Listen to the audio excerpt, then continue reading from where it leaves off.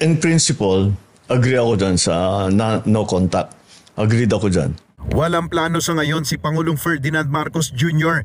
na pigilan ng implementasyon ng No Contact Apprehension Policy o NCAP ng Metropolitan Manila Development Authority o MMDA. Ang layunin niyan is yung traffic, yung masundan ng rules of the road na hindi tayo kung ano-anong yung ginagawa natin. And then bawas yan sa korupsyon.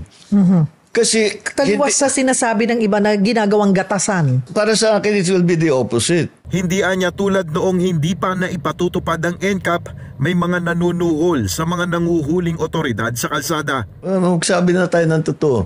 Pag hinuli ka ng pulis, lisensya mo. May nakadikit doon sa lisensya. May nakasiksik na doon sa lisensya mo, mga 200, 500, baka malaki na.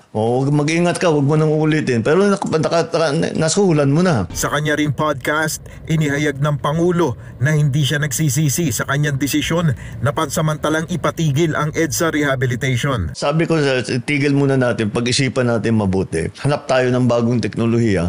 There are new technologies. And so, I'm very happy with my decision kasi mukhang kakayanin na hindi 2 taon eh.